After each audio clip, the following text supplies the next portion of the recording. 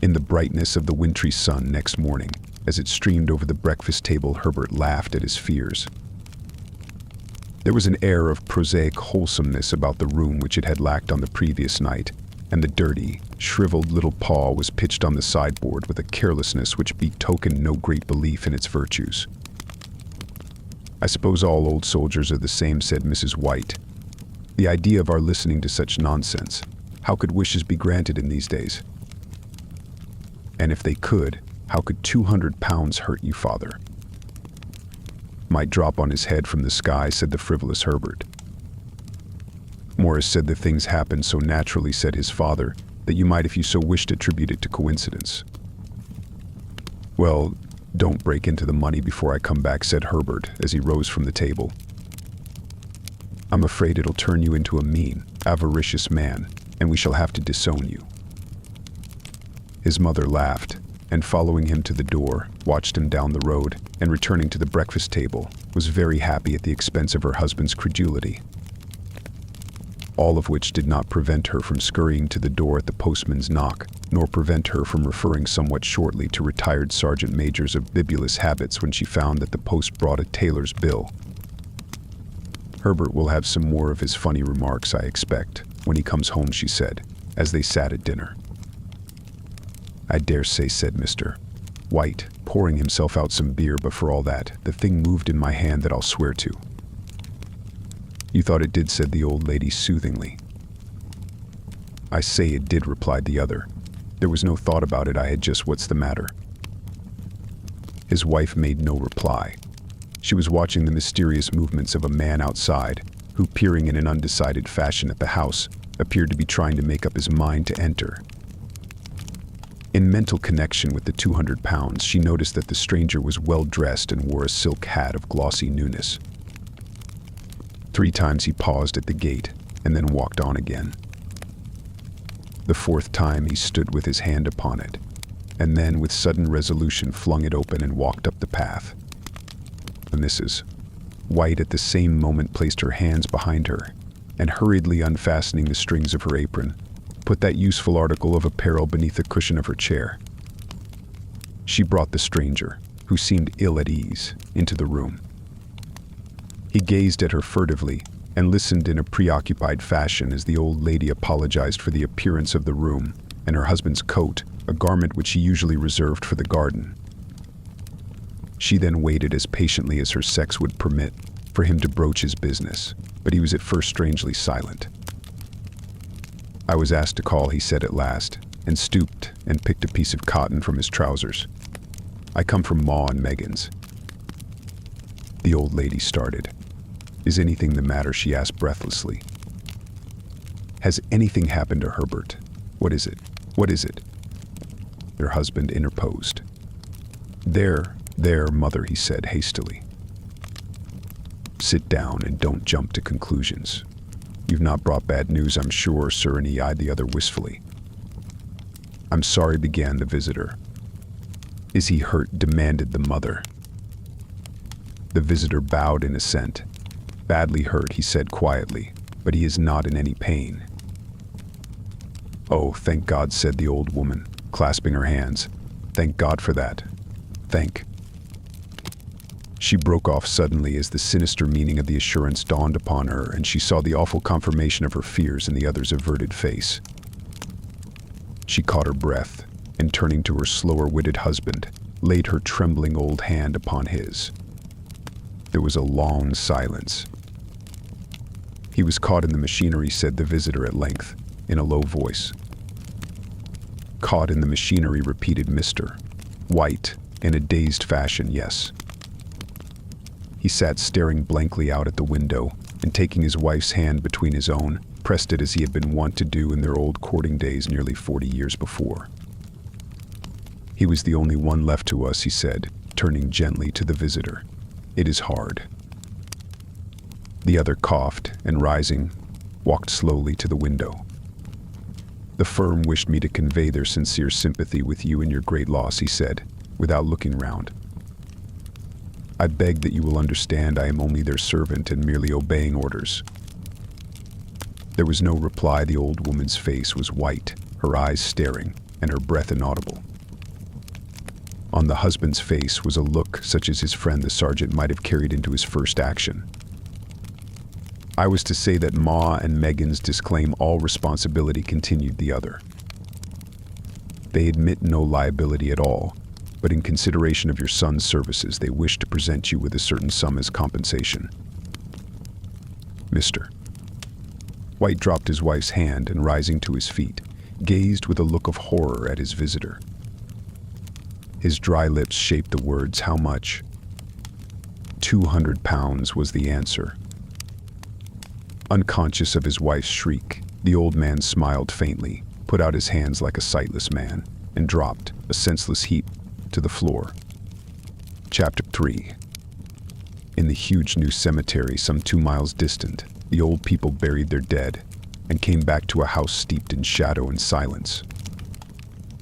It was all over so quickly that at first they could hardly realize it, and remained in a state of expectation, as though of something else to happen, something else which was to lighten this load, too heavy for old hearts to bear. But the days passed, and expectation gave place to resignation, the hopeless resignation of the old, sometimes miscalled apathy. Sometimes they hardly exchanged a word, for now they had nothing to talk about, and their days were long to weariness. It was about a week after that the old man, waking suddenly in the night, stretched out his hand and found himself alone. The room was in darkness, and the sound of subdued weeping came from the window. He raised himself in bed and listened. "Come back," he said tenderly. "You will be cold." "It is colder for my son," said the old woman, and wept afresh. The sound of her sobs died away on his ears. The bed was warm, and his eyes heavy with sleep. He dozed fitfully, and then slept until a sudden wild cry from his wife awoke him with a start. "The paw," she cried wildly. "The monkey's paw." He started up in alarm. Where is it? What's the matter?" She came stumbling across the room toward him. "I want it," she said quietly. "You've not destroyed it." "It's in the parlor, on the bracket," he replied, marveling. "Why?" She cried and laughed together, and bending over, kissed his cheek. "I only just thought of it," she said hysterically. "Why didn't I think of it before?" "Why didn't you think of it?" "Think of what?" he questioned. "The other 2 wishes," she replied rapidly. "We've only had one." "Was not that enough?" he demanded fiercely. "No," she cried triumphantly, "we'll have one more. Go down and get it quickly, and wish our boy alive again." The man sat up in bed and flung the bedclothes from his quaking limbs. "Good God, you are mad," he cried aghast. "Get it," she panted, "get it quickly, and wish, oh, my boy, my boy." Her husband struck a match and lit the candle. "Get back to bed," he said, unsteadily. "You don't know what you are saying."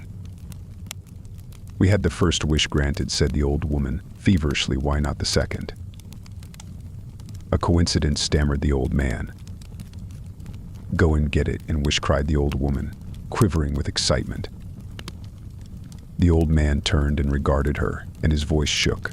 "He has been dead 10 days, and besides I would not tell you else, but I could only recognize him by his clothing. If he was too terrible for you to see then, how now?" "Bring him back," cried the old woman, and dragged him toward the door. "Do you think I fear the child I have nursed?" He went down in the darkness, and felt his way to the parlor, and then to the mantelpiece. The talisman was in its place, and a horrible fear that the unspoken wish might bring his mutilated son before him ere he could escape from the room seized upon him, and he caught his breath as he found that he had lost the direction of the door. His brow cold with sweat, he felt his way round the table, and groped along the wall until he found himself in the small passage with the unwholesome thing in his hand. Even his wife's face seemed changed as he entered the room. It was white and expectant, and to his fears seemed to have an unnatural look upon it. He was afraid of her. "Wish," she cried, in a strong voice. "It is foolish and wicked," he faltered. "I wish," repeated his wife.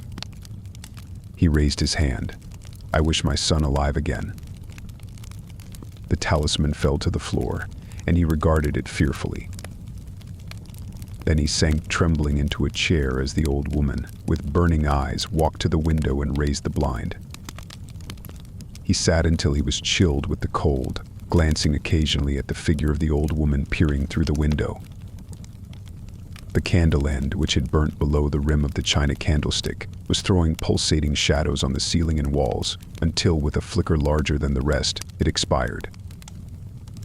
The old man, with an unspeakable sense of relief at the failure of the talisman, crept back to his bed, and a minute or two afterward the old woman came silently and apathetically beside him. Neither spoke, but both lay silently listening to the ticking of the clock. A stair creaked, and a squeaky mouse scurried noisily through the wall.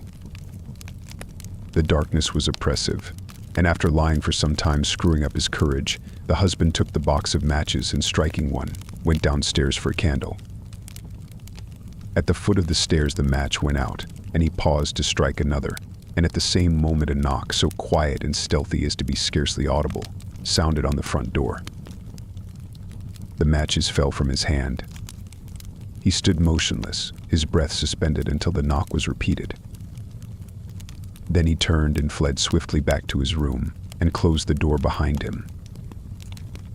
A third knock sounded through the house. "What's that?" cried the old woman, starting up. "A rat," said the old man, in shaking tones. "A rat. It passed me on the stairs." His wife sat up in bed listening. A loud knock resounded through the house. "It's Herbert," she screamed. "It's Herbert." She ran to the door, but her husband was before her, and catching her by the arm, held her tightly. "What are you going to do?" he whispered hoarsely. "It's my boy, it's Herbert," she cried, struggling mechanically. "I forgot it was 2 miles away." "What are you holding me for? Let go. I must open the door." "For God's sake, don't let it in," cried the old man, trembling. "You're afraid of your own son," she cried, struggling. "Let me go. I'm coming, Herbert, I'm coming." There was another knock, and another. The old woman with a sudden wrench broke free and ran from the room. Her husband followed to the landing and called after her appealingly as she hurried downstairs. He heard the chain rattle back and the bottom bolt drawn slowly and stiffly from the socket. Then the old woman's voice, strained and panting. "The bolt," she cried loudly. "Come down. I can't reach it." But her husband was on his hands and knees, groping wildly on the floor in search of the paw. If he could only find it before the thing outside got in. A perfect fusillade of knocks reverberated through the house, and he heard the scraping of a chair as his wife put it down in the passage against the door. He heard the creaking of the bolt as it came slowly back, and at the same moment he found the monkey's paw and frantically breathed his third and last wish. The knocking ceased suddenly, although the echoes of it were still in the house. He heard the chair drawn back and the door opened. A cold wind rushed up the staircase, and a long, loud wail of disappointment and misery from his wife gave him courage to run down to her side, and then to the gate beyond. The street lamp flickering opposite shone on a quiet and deserted road,